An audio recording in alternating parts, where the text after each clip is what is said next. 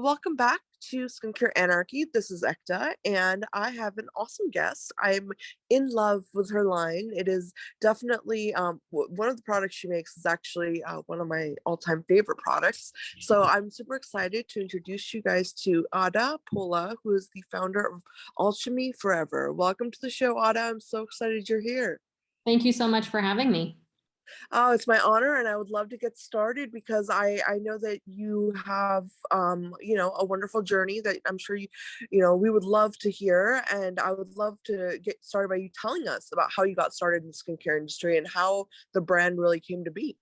Yes, thank you. You said I was the founder of Alchemy Forever, which I love to think I am, but I must give credit where credit is due. My father, Dr. Luigi Polla, actually started the line. I only took what he created and maybe commercialized it or made it more available. But it really all starts with him. He is the leading dermatologist in Switzerland.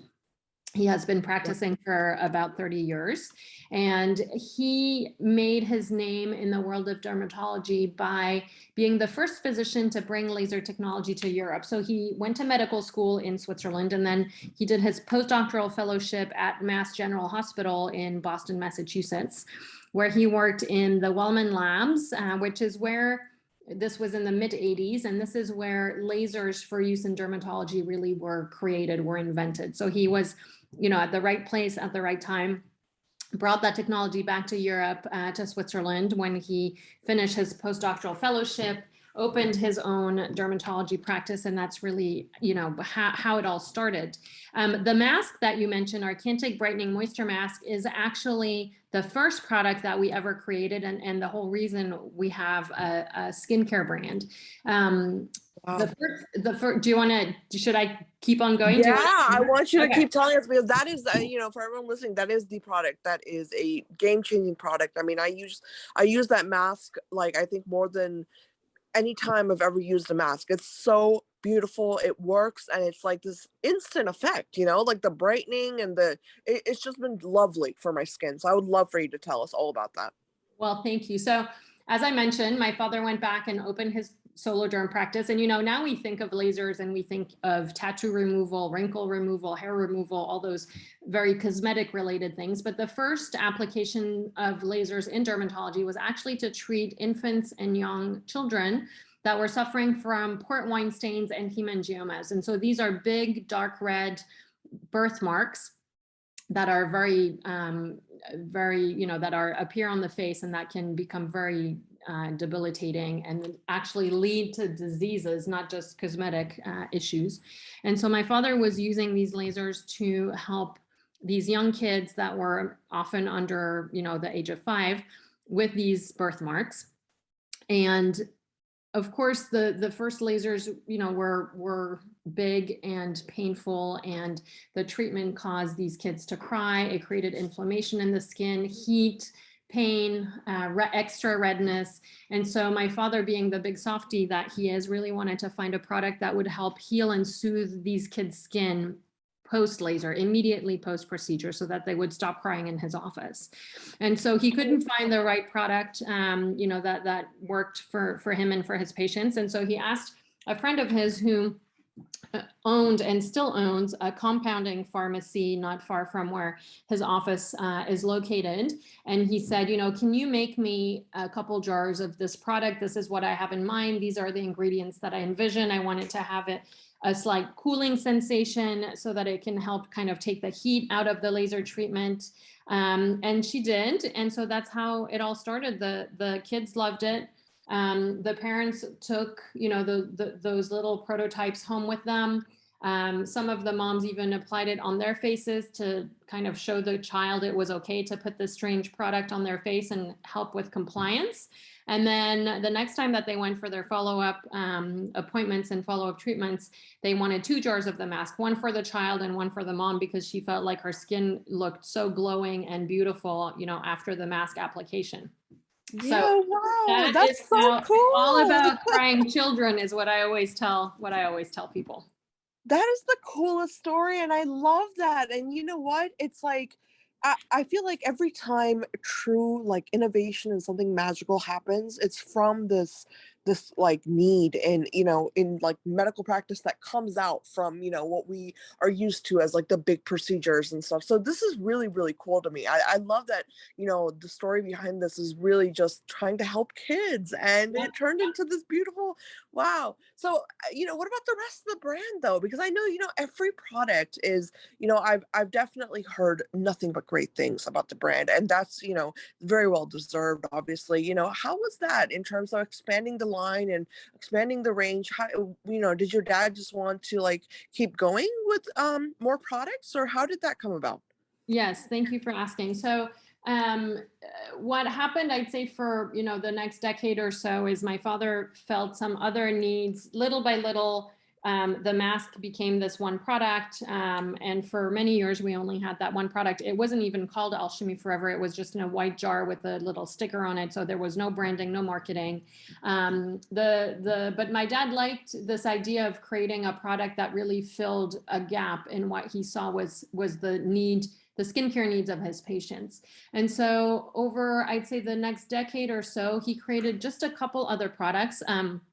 Our second product we still have, and is still one of our top sellers also, is our firming gel for neck and bust, because he felt like his patients were taking really good care of their faces. They were being diligent with SPF, with antioxidant treatments, but they were not taking care of their neck, chest, décolleté, shoulders, and arms, which, depending on where you live and the climate and the weather, get a lot of exposure to the sun and to UV. And often there was a discord or a disharmony between what your skin was saying your age was between your chest and your face.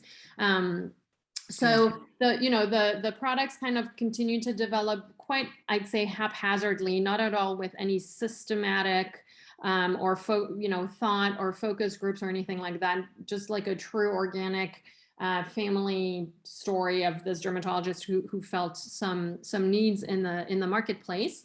And then things became a little bit more, I don't want to say official because that sounds bad, but let's say more strategic when I got involved. And this happened when I was in business school at Georgetown, McDonough School of Business in 2003 and 2004. And so, the brand, while the stories I've been telling you are from the mid to late 80s and through the 90s, the brand as you know it now, with the brand name, with some sort of branding and packaging, with some type of semi-coherent product assortment, that really came to be in 2004. And I think at that time we maybe had 6 or 7 products called Alchemy Forever. And since then we've been launching new products. We do so very carefully and again very strategically, but we've grown to have 17 products for retail use. So we have a more normal assortment now that includes cleansers and eye creams and moisturizers and a scrub, a couple serums, as well as a few additional body products. Yeah, no, you have a lot of wonderful products, and it's like, it's not at all oversaturated in terms of like there's no redundancy, in the line. And I really like that.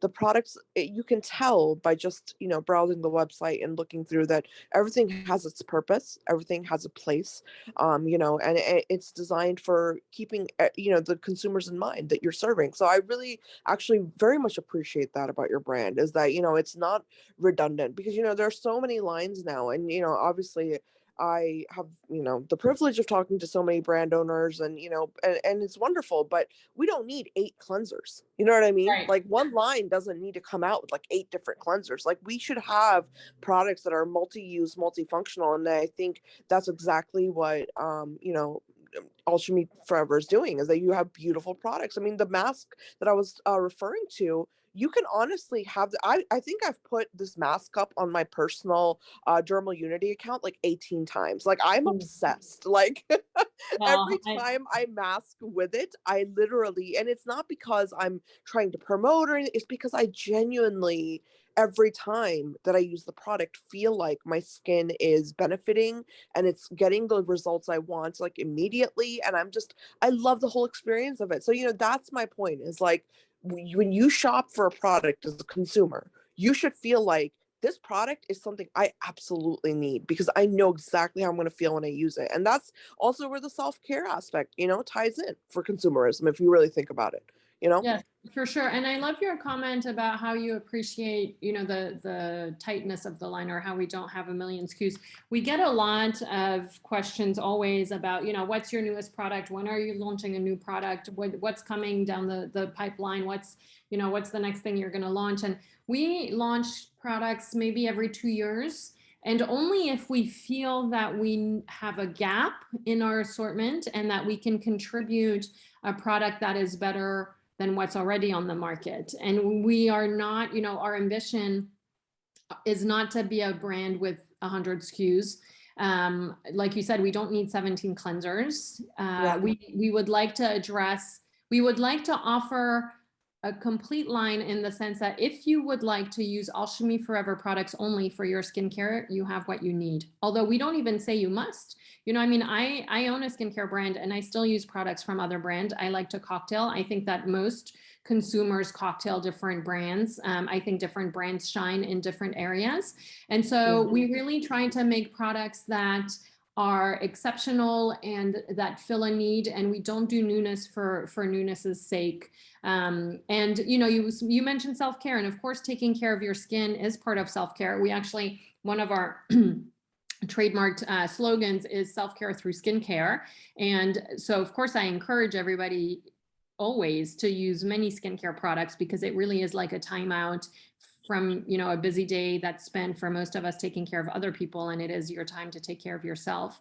But you also don't need to have 17 cleansers, 17 serums, 3 moisturizers, and what have you. So it's this fine line between spending time on yourself, taking care of all of your skincare concerns, but also not forcing consumers into spending thousands of dollars and hours in the bathroom.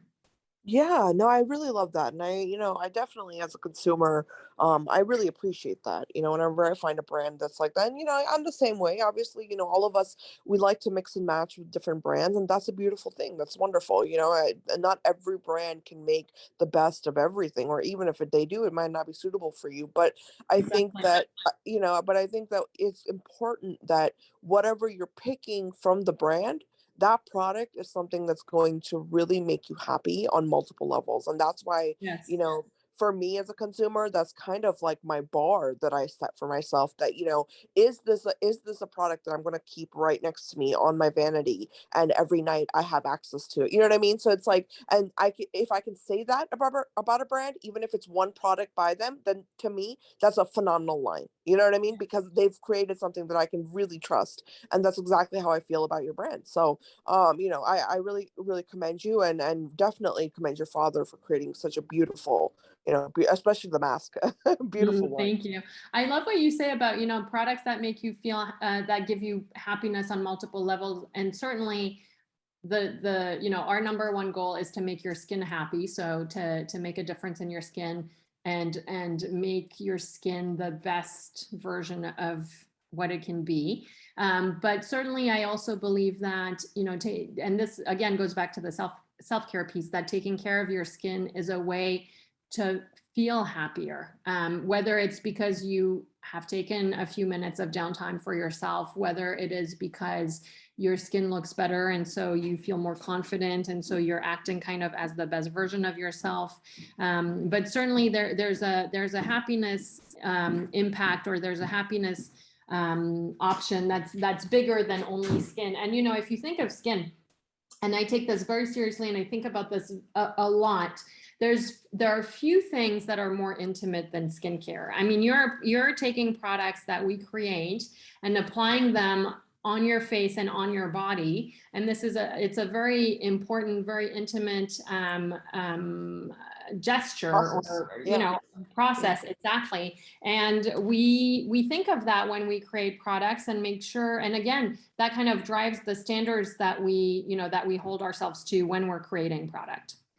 And I love that you said that, because honestly, it's very much true, because when I look at products, and this is really genuinely, I'm going to be honest with you, Yada, it's why I created this podcast in some ways, because I wanted to be able to look at products and feel like the people that are behind these products are kind of like, they're there and I know about them and I know who they are and I know that Mhm. wherever this is coming from people that I believe in and I believe in them and their vision and what they're doing. And that is, it's part of it. You're right. Putting something on your face or your skin, this is the most intimate you can get when it comes to beauty products, especially Mhm. like with skincare, because if you use something terrible and your skin looks terrible, you're going to have this like feeling Bad day. towards, yeah, a bad day, but also a feeling towards the brand, the Yeah. founders, the people who made, created the product, the chemists, and that's a terrible thing. So, it's very, very important. It's very personal. So I love that you brought that up. And I think that, as consumers, we really should think about that is who is behind these products? Who do I believe in them? Do I believe in their genuine nature? And, like that kind of thing. So, that's a great point on your part. I completely agree. I want to move on though, and I want to talk about, right now, especially in the industry, the buzz is all about ingredients and formulations and all that stuff. So, how has that been the journey of that for your brand in terms of, when your dad first created the mask and, back then to now in terms of like who you hired to formulate and have you changed that at all, or is that something that's been tried and true for the brand throughout? Yeah. No, definitely. We have evolved our formulations since we started. The mask, I think, has gone through maybe 3 different key iterations. Back in the mid 80s, we used parabens, for example, because the whole paraben controversy had not come to the surface, and they were still believed to be the best and the safest preservatives for beauty products. Yeah. Obviously, the opinion, whether you think of the scientific opinion or the consumer opinion, that shifted. And so we removed parabens from our formulations. We did this maybe, I can't think of the exact time, but it's been a while. But and that was definitely a first iteration of, we position ourselves as clean and clinical. So that was definitely the start of that positioning, is to relook at our preservative systems. And then we started working with different labs. We still work with 3 different labs. So we have labs that have different expertise in different areas, but definitely one of the labs that we work with has a special focus on clean formulations, on using botanicals and natural ingredients. So that has helped us evolve. And then, more recently, I'd say over the last 5 years, we've removed some additional ingredients, including sulfates, ethoxylated ingredients, PEGs. Those are, I'd say, the main other categories of ingredients that we've removed to continue to improve our formulations with the developing body of knowledge that that evolves on I don't know about a daily basis, but that evolves very regularly, which is how science works. You have new experiments that come out, new papers that are published, new ingredients that are developed, and so the body of knowledge evolves. And we have worked very hard to not to poo-poo our past by any means, but to stay, we always say, one of our values is being accountable to science. And so we work to remain accountable to science and to the most current science, I guess I should say. So we've Yeah. certainly evolved our formulations. And, it is, sometimes I feel like I want to pull my hair out, because it is very, very difficult. And I'm sure you know this, to tweak a formula of an existing product and have the existing product remain the same. It's like, Yeah. you're making your grandmother's tomato sauce recipe with a completely different type of tomato than what she used. It is very hard to make that come out the same way. And that's for existing products where we've had to evolve our formulations. That is the closest thing that I can describe, the closest analogy that I can use to what we're trying to do. So it's for sure the right thing to do. But from a formulation perspective, from a chemistry perspective, it certainly is much more challenging than I think what the consumer knows. And it's not, why should she know? She doesn't work. She just knows she wants good products that are free of certain ingredients that she doesn't want to see. And that's what she wants. And that's what we're trying to make. Yeah, and I think, that's a very, very good point that you made about staying true to science. I absolutely love that. I think that should be, something that everyone realizes, is that, a good brand is always going to have that as one of their pillars, is that they're being, scientifically forward. And I really, I appreciate that a lot as a consumer, that you guys do that, because, yeah, the literature is always changing. I often have this conversation with, a lot of clinical colleagues, and a lot of very, very amazing doctors, that see patients day in and day out. And we talk about, we'll talk about skincare, and if the ingredients are really doing anything. And it's always this, that, I think the general consensus amongst everybody really becomes this idea that, there's a lot of questions. It's a very dermatology is a very gray area, Yeah. and and the literature is always changing. And I think it is the responsibility of brands, and, really everybody, to keep up with that literature and to keep up with the science, because, the PhDs already have enough on their hands. They're the ones churning out the, the information. So, Yeah. it's definitely something that I think we should all look for in the lines that we invest in. So I love that. I wanna actually ask you, though, because, the line is actually very gentle, and I've noticed that, because, the mask, like I said, it's obviously my favorite product. And I remember one day specifically, I was using the mask, and it was a very long day. It was one of those days where you don't know what time it is. Like, the Hmm. hours go by, and I had put it on, and I just kind of like fell asleep in it, and it was perfectly fine. And it was like, I had it on for longer than I would normally have it on. It wasn't like, hours or overnight, but I remember like waking up, and I just being like, oh my gosh, I still have my mask on, and I was totally fine. My skin was wonderful. It was totally fine. So, one thing I want to ask you is how that's been in terms of creating products that are gentle, and they are so friendly for the skin, because, I think that's very rare to have that. I mean, I usually set a timer for every product that I use, and obviously we should all be doing that. But I'm just saying that, if something goes over time, this is a product that I know is still safe for my skin. So I would love for you to comment on that. Yes. So there's a few points I'd like to make. First, this is true of the mask in particular, as it was the first product we developed, and that it was developed specifically for post-procedure for children.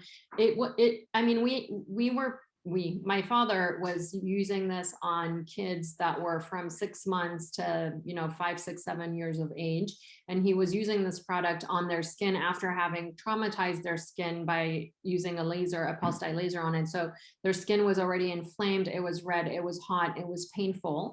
And so that product specifically has as its purpose to heal, reduce redness, quell inflammation, calm irritation. And yes, it also gives you an amazing glow, and you get some antioxidants, but it really is a calming, soothing product. So that is very specific to the origin story of the mask. Now, Hmm. in the I wouldn't call us a post-procedure line today. We've certainly evolved from that heritage, but that remains our heritage. And from the very beginning, my father had a anti-inflammatory approach to aging. And, now I think everyone is much better versed in what that means. But if you think back to the early 90s, I mean, it was all about acids, glycolic acid. And I'm not saying these ingredients are bad. These are great Yeah. ingredients, but it was all like Obagi types of brands. And again, I'm not saying anything negative about Obagi, but I'm sure you have in your mind that woman who's walking down the street, and you can see she is over treating her skin so dramatically. It's like red, angry skin. Yeah. We never took that route. And so as a result, some people, we got the feedback over many years that we weren't, like, quote unquote effective enough. Although I absolutely do not believe that a gentle product is not effective. But we always took this anti-inflammatory approach to aging because inflammation is a pro-ager. Inflammation accelerates aging, whether it's on your skin or in your body. That is what inflammation does. And so our brand as a whole has this inflammatory focus, and that's how we treat aging. I would say the one product within our brand that probably falls out of this concept is our advanced retinol serum, which is Yeah. made with 0.75% pure lab made retinol. Retinol is by definition an ingredient that creates inflammation. That's how it works. So that falls a little bit outside of this general anti-inflammatory philosophy, but that has always been our philosophy. And I think that that's, how the consumer will translate that into, oh, your products are gentle. And again, they certainly will not create side effects, even if you're a sensitized, reactive, sensitive skin type. But that doesn't mean that they don't work. They have an incredible effect, as you've experienced. Yeah, no, absolutely. And I think your father was very much ahead of his time in terms of the medical insight that he had about what skincare and good skin needs, which is anti-inflammation products. Because let's be honest, it's exactly what you said. I'm not going to, beat a dead horse, but yeah, exactly. Inflammation is a marker of stress. Mhm. That's exactly what it is. And so, when your skin is red and you look like you are tomato, Yeah, like that's not that's normal. not, And no. yeah. And And I know. Yeah, go ahead. Go ahead. no, sorry. I always tell people also, I'm like, look, your skin can't talk to you. It can't Yeah. say, stop using this product, it's hurting me. But your skin talks to you by the way it looks. And so if a product, again, with certain exceptions, but if a product is making you look like a tomato, unless you know for a fact, and this is under professional skincare supervision, that that's an anticipated and expected temporary side effect, outside of that situation, then this is your skin trying to talk to you and you must listen. And I talk Yeah. to so many people who are like, no, but it's good. It means the product is working. And I always tell them, I'm like, look, is your skin, does it feel good right now? Like, do you feel comfortable in your skin? Does your skin, and they're like, no, my skin hurts. And I say, you can have efficacy Yeah. without having skin that hurts. And I think oftentimes we forget to listen to ourselves and to listen to our skin. Absolutely. No, I agree with you. Now, I have a question in terms of, because I know this is always something consumers love asking now, which I kind of have a problem with because I don't think people understand what they're asking when they ask it, is about clinical trials. Mhm. Have you guys run clinical trials? And if so, how has that been for the brand and etc.? I don't use the word clinical trials. This to me implies much more, a much bigger project than what we've done. We have clinical studies on two of our products, and these Hmm. are studies that are made in third-party labs. So it's not under our control. We give products, we give the expected the question that we're trying to answer, and it's a third-party independent lab that runs. But it's not a clinical trial. To me, implies like something that you would do for a drug. It is not to that extent. So we Yeah. have clinical studies on two of our products. We also have numerous patch test studies, which are not focused on results or the effects of products, but focus on the fact that we can say our products are perfectly fine for sensitive or sensitized skin types, for example. So we have all of those tests, which again fall a little bit outside of clinical studies. But otherwise, we're a niche, family run, independently owned, family funded brand. Clinical studies are incredibly expensive to run, and Yeah. we just frankly don't have the budget to do that. And we have taken more of a, I don't know what the right word is, but we've all of these products have been created and have been birthed, for lack of a better word, in my father's dermatology practice. And so all of these formulations have been tested on his patients over, Yeah. And 20 plus that years. to So me, I don't I that don't know that officially qualifies as clinical studies, but there's certainly been hundreds, if not thousands, of patients that have tested these products before we put them out on the market. Well, that is clinical data. Yeah. That's something Yes. that's exactly why I prefaced my question the way I did, because, I think consumers don't understand that to have a Right. clinical study done, you need IRB approval.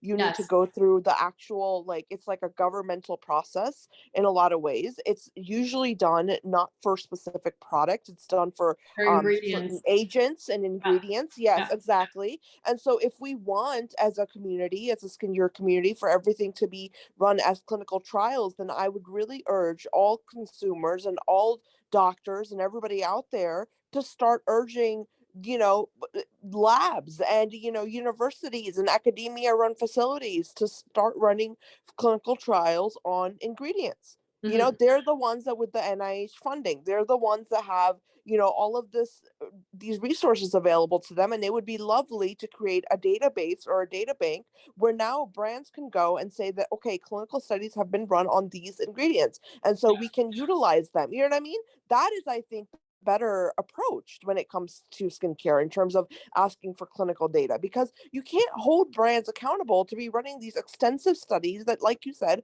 they're very, very expensive. And also, they're not going to be able to do justice to them the way that they would want to, because there are just simply there are restrictions in place that Yeah, and you can't do. no, for sure. And it really is. And you mentioned all of the paperwork and the regulatory approvals to run a true clinical trial or clinical study. And, this would, I mean, we would need to have like a clinical trial department in the company. And we don't have that. We don't have the expertise. We don't have the funds. And so we certainly rely, and this is again part of remaining accountable to science and remaining current and relevant. We certainly read all of, well, I shouldn't say all, but a lot of the industry literature, mostly the scientific literature, the Journal of American Academy of Dermatology or what have you. We're constantly updating ourselves and reading other clinical studies performed Yeah. by, like you say, the PhDs, the labs, the scientists, and incorporating their knowledge into our formulations when relevant. But yes, so it's more complicated. It's more complicated than a yes or no answer, let's say. Absolutely, absolutely. And I completely agree with you. And I think this is definitely, a message that I'm going to try to, create another episode and try to really push this, idea and this information, because it's a lot of, there's a lot of gray area and a lack of understanding on the end of the consumers when it comes to just clinical data and what really goes behind it. And, holding brands completely accountable and 100% it's their response. That's just nonsense. It's nonsense. It doesn't make sense. Academically doesn't make sense. It scientifically doesn't make sense. So yeah, I agree with you. And I think that, the fact that your dad formulated this specifically for his patients and it was used on patients, especially pediatric patients, is Mhm. huge. That's a huge testament to the efficacy of the line and the product. So, I really want everyone to really focus on that when you're looking at Alchemy Forever, because that's, you're not going to see a lot of data that's been generated on pediatric dermatological patients. You know what I mean? That's a huge, huge, feat in itself. So I think that's a wonderful thing that you guys have that a lot of brands don't have. Well, thank Um, you for highlighting that. yeah. So I just want to, say thank you so much for your time. This has been a lovely interview, lovely conversation. I'm a huge fan of the line, and I urge everyone out there, please go check them out if you have not already. I mean, it's definitely something that I'm very passionate about. When I find a brand that I really believe in, I think, I want to do everything I can to spread the word. So this is definitely one of those lines. And if you want a place to start for everyone listening, try the mask. It's really Well, great. So thank you so much, Ekta. I so appreciate you inviting me. I love your podcast, and you have such amazing guests. I feel very honored to be in such company, and I love your science forward, no BS approach to beauty. And I think that's definitely a message and that we share, and that needs to be put out there more in the beauty universe. So thank you for everything that you're doing. thank you so much. That means the world to me. And you guys, I hope you enjoyed the episode. Leave us some comments, some questions, some rave reviews about the amazing line, and I will definitely pass it along to Ada's team. And I can't rave enough about the line. So thank you, and I will be back next time.